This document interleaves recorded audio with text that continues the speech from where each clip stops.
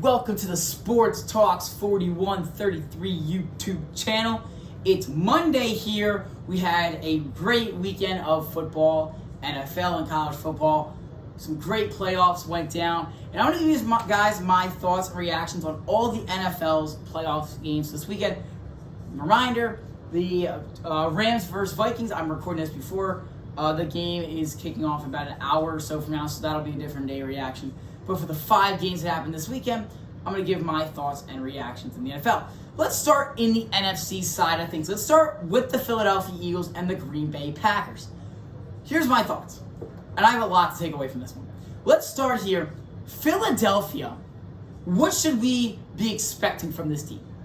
They were the 5.5-point favorite at home against Green Bay. Start this game out. It is absolutely loud and electric at the game. Everyone's waving the rally towel. It's fired up. Everyone's going crazy. And the hit to open up the game was literally blew the place up. It was insane. That I knew the second that happened, Philadelphia already had this one. Because the second you do that, you build off that. Just a few minutes later, Jalen Hurts finds Jawan Dotson for a nice touchdown. And the Eagles are easily winning already. This Philadelphia team, at first, was looking that they knew how to capitalize on turnovers. They did, and did Green Bay jump on the ball? Maybe. I don't know. I don't care. I'm not giving an opinion on that because what the call on the field was is what we're going to talk about. Philadelphia recovered the football. Philadelphia gets the football. If I go on here and say that Green Bay had the ball, it's not going to change what happened yesterday. It just isn't. There's nothing we can do. It is what it is. Move on. Especially any Packers fan out there that is crying and complaining about that call. Not to mention, that was the first play of the game.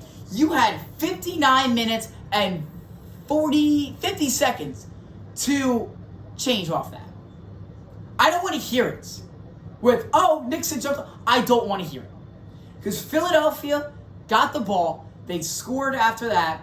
And you couldn't stop Saquon on that drive. Then, and also, that doesn't take away the fact Jordan Love looks terrible. 3 interceptions. I don't want to hear that his arm was hurt. I don't want to hear that he didn't have his receivers.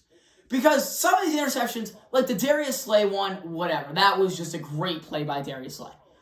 And the Quinyon Mitchell one, you can argue was PI. Whatever.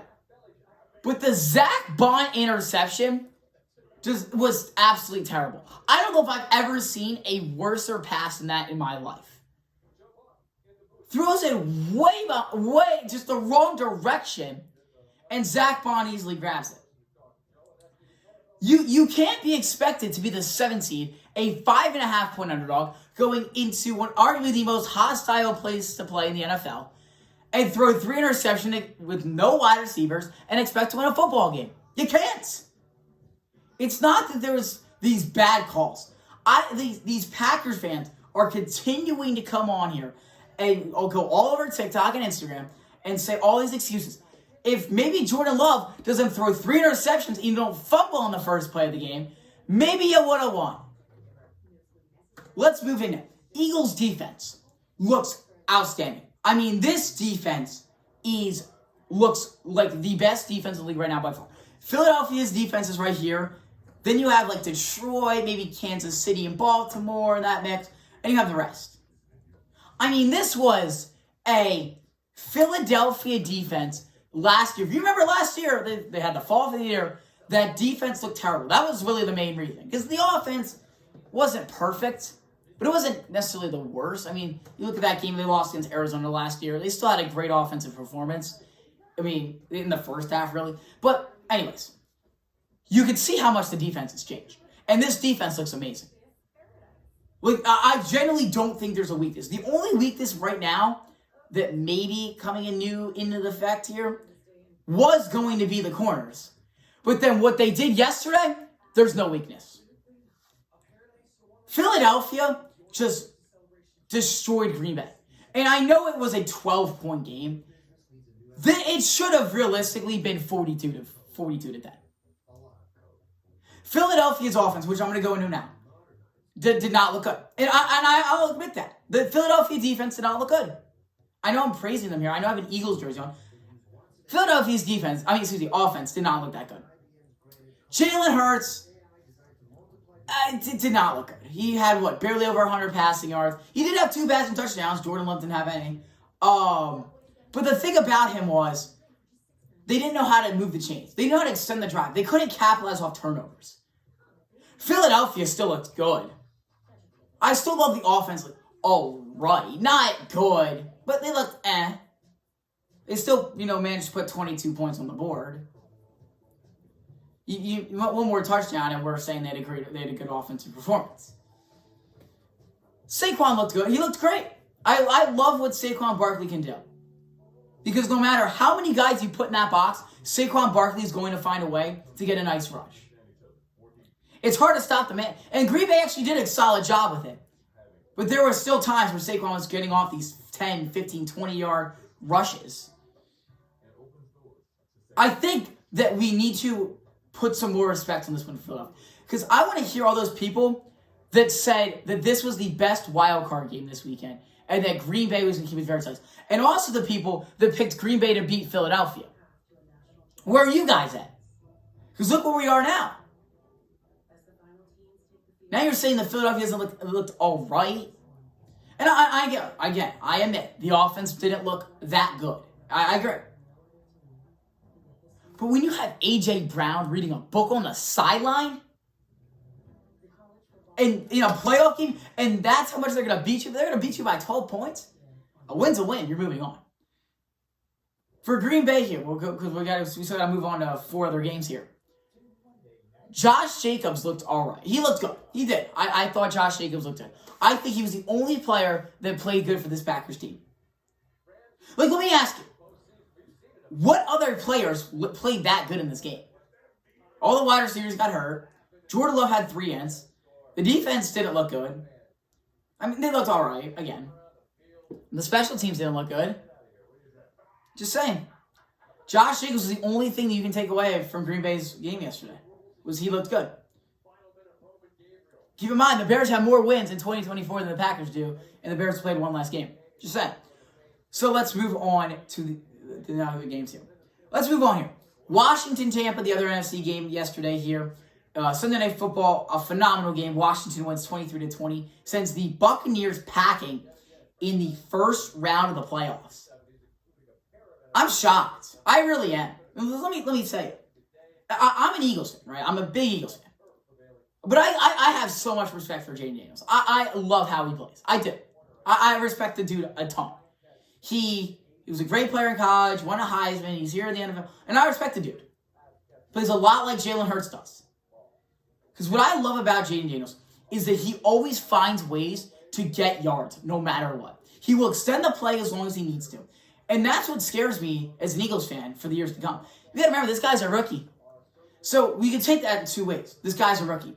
Number 1, that means he's going to be better next year. Or teams start to catch on to him and he's not that good. So I don't know.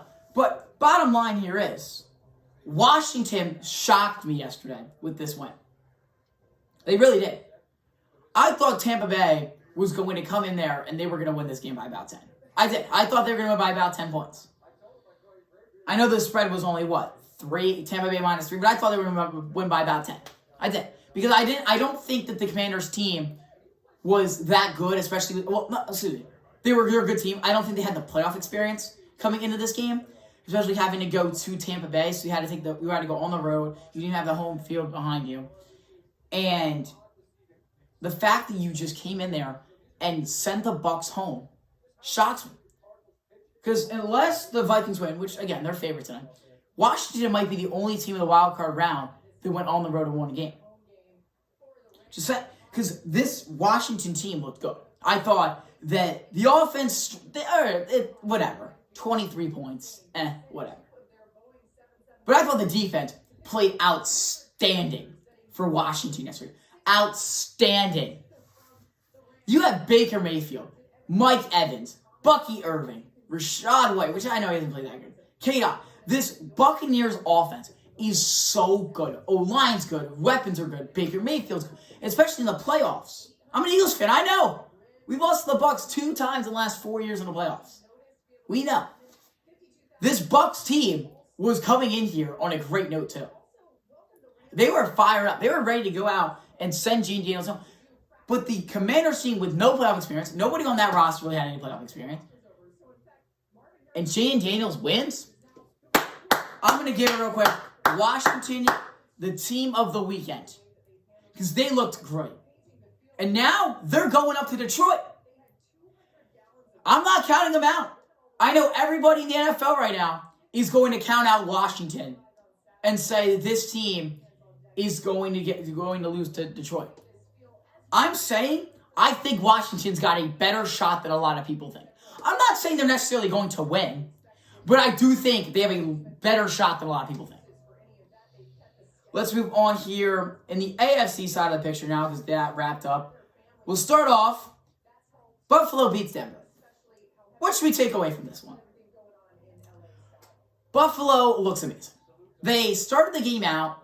They were down 7-0. And then I literally said that Buffalo was going to win 37-7. And I was only 6 points off. Because this Buffalo team, I had a weird feeling, and I could see the body language from Buffalo that this is not who we are, that we are losing to Denver 7-0. And real quick, I want to give Denver a bunch of credit.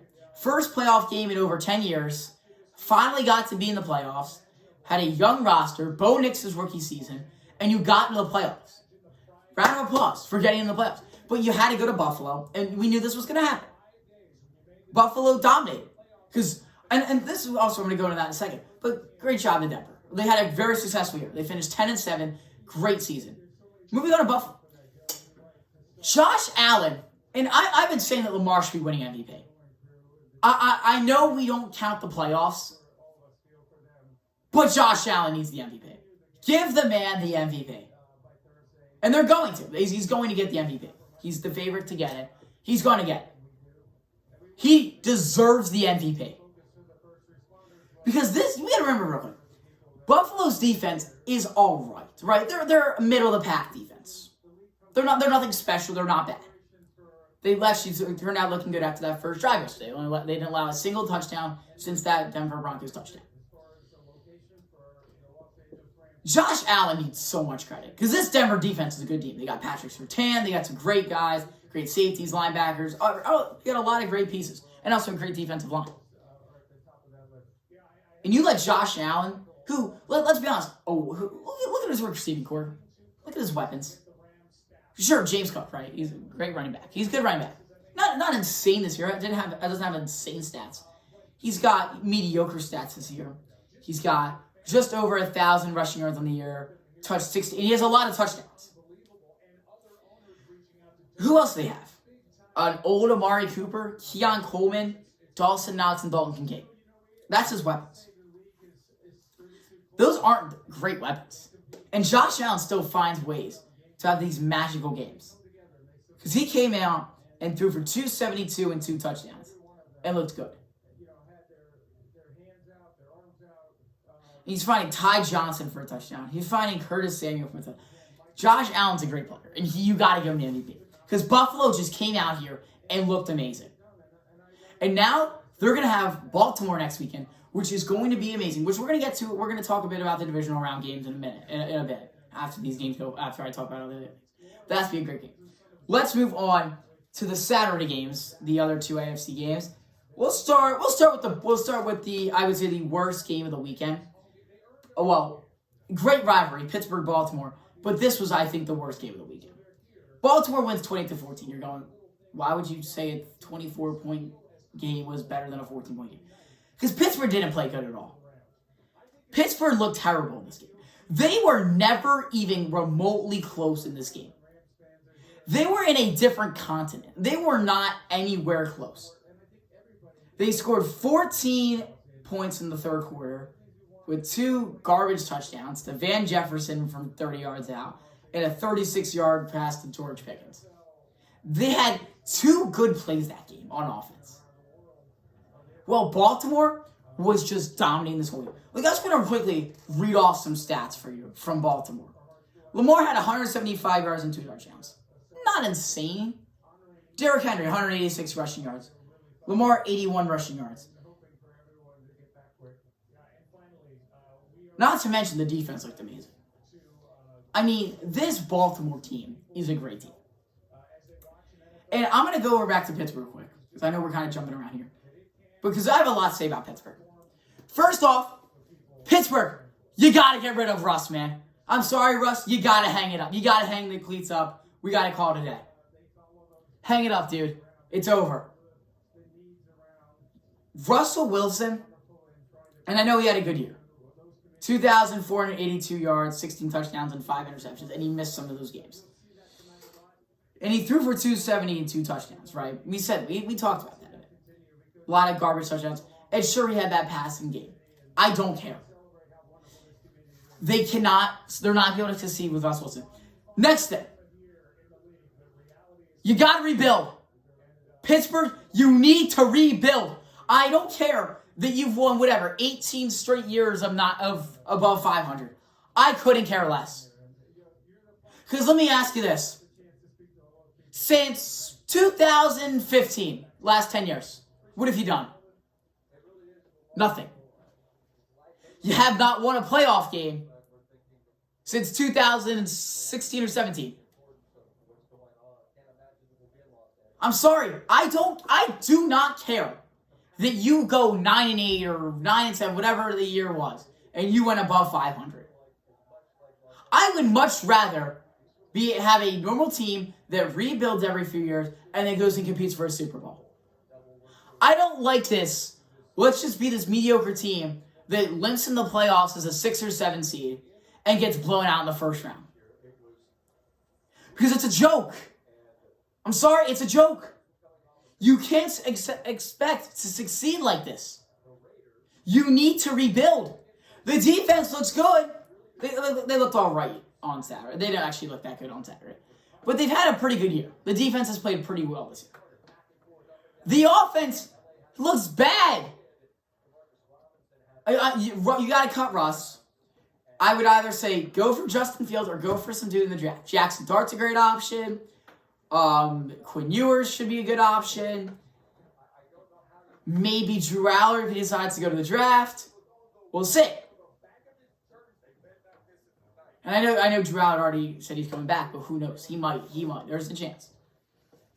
So, you also need some weapons. Because you got George Pickens. He's a great player. I think George Pickens is a great player.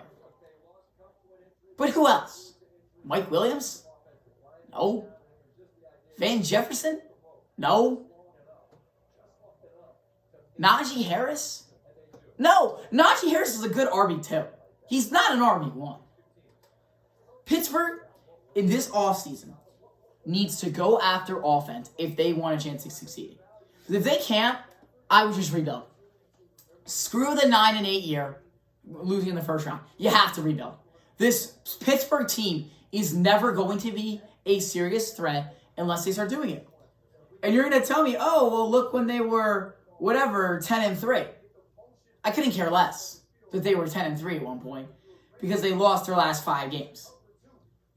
They got blown out by Philly, blown out by Baltimore, blown out by Kansas City, lost to the Bengals, and then got blown out again by Baltimore. We got to figure. Pittsburgh's got to figure it out. Finally, the last wild card game this weekend was actually the first one. The Texans destroy the Chargers, 32-12. I think I saw something that 93%, something around there, percent of people picked the Chargers to win this game. And I'll be honest, I was one of those. I am so shocked that the Texans won. I mean, the Chargers started this game out so good and proceeded to get blown out. They were getting all these takeaways in the first quarter. They were absolutely dominating the first quarter and were only up 6-0. That's one of the main reasons they lost, in my opinion. It was because they could not get anything going in that first quarter, and that was their quarter to take advantage of. And they scored 6 points. After that, Houston went on a 32-6 run. That touchdown from the Chargers was this super long, 75-yard touchdown. It wasn't like they had a nice drive. And so people are asking, is Justin Herbert some elite quarterback that is Justin Herbert an elite quarterback? My answer is not yet. And I think he's very close. But I don't think he's on this Lamar, Burrow, Allen, and Mahomes category. Because I think those are the 4 best quarterbacks in the league right now. I did. And then you have some other guys like, Jared Goff, Sam Darnold, Jalen Hurts, who are around there. But I think those are the 4 best. Mahomes, Allen, Burrow, and Lamar. But I think Herbert can get there. And people are now saying that the Chargers should just get rid of Justin Herbert if they want to be a real contender. That might be the worst thing that might be the worst take I've ever heard. And I've heard a lot of bad takes. I mean, I give sometimes, apparently. Justin Herbert had almost 4,000 passing yards, 23 touchdowns, and 3 interceptions in the regular season this year. And he had 4 in the postseason. I know that. And the Chargers are not a team yet that I don't think is built enough to be this legitimate threat. Because they came in as the 5 seed. Well, let's keep it in fact real quick. This Chargers team was 5-12 last season. It came out this year and looked this good. This Chargers team is going to be a great team for years to come. Jim Harbaugh saved this team. And remember, they had some injuries too. J.K. Dobbins. But I do think the Chargers need, and it's going to help out Justin Herbert a ton. They need some real receivers. Ladd McConkey, sure, balled out, 197 yards. But after that, their second highest receiver the other day, besides tight end, was Will Dissly, who's their tight end. The guy yesterday, or Saturday, wide receiver with the second most amount of yards was DJ Chark, who had 10 total yards. That sums it up. Ladd McConkey can't be doing everything. And for the Texans, they looked great. And for 3 quarters of that game. Stroud almost threw for 300, Mixon had over 100, Nico Collins balled out. I really liked how Houston looked on Saturday. And now we're going to move into the divisional here, because that's kind of all I have to take, is Houston blew them out. The Chargers are not frauds. They're going to be good in years to come. That's all I got to take. Houston's now going to play Kansas City next Saturday at 4 o'clock. I'm going to give you guys a little preview of the 3 games that we know thus far and some thoughts. I would not be shocked if Houston could find a way to win that football game. I think they're going to be in the right mindset to maybe try to pull it off. Because we know the Chiefs haven't looked that good this year. We know. They went, but the thing is, 15-1 with their starters. They're back-to-back Super Bowl champions, and it's in Arrowhead. And it's not going to be easy. They're 8-point underdogs. But I think the Texans are going to have a legitimate shot to try to pull something off here. I do. I think they're going to have a shot. They might be snowing for the game. So I would watch out for this Houston team. And I don't think they're going to be the team out of the AFC. I think they're going to be really lucky to win this, and they're probably going to lose in the AFC title game if they somehow win. But they're going in on a very hot note. So shout out to them. Washington's going to play Detroit. I kind of touched a bit on this already. Washington is going to compete in this game. And I would watch out. I think it's going to be a very high-scoring game. The over-under right now is 55.5. Wow. They're expecting some offense. Detroit's a 9.5-point favorite, which I think is very disrespectful considering Washington just went to Tampa Bay and won.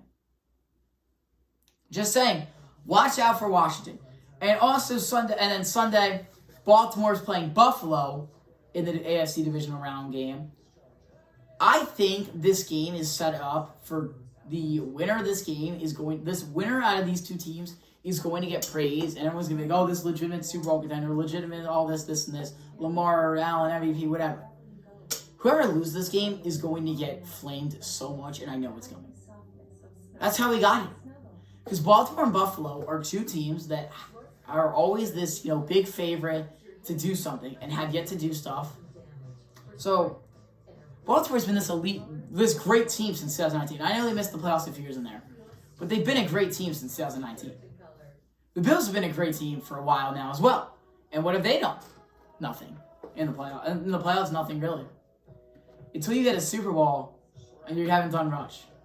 Until you get to the Super Bowl, you haven't really done anything yet. So, we'll see. It's going to be a great game, though. That'll wrap up the Sports Talks 41-33 NFL Wildcard Reactions for those 5 games. We have Lions, Rams tonight here. I've got the Rams. I picked them in my bracket. We'll see if that's right or not. But, yeah, thanks for tuning in.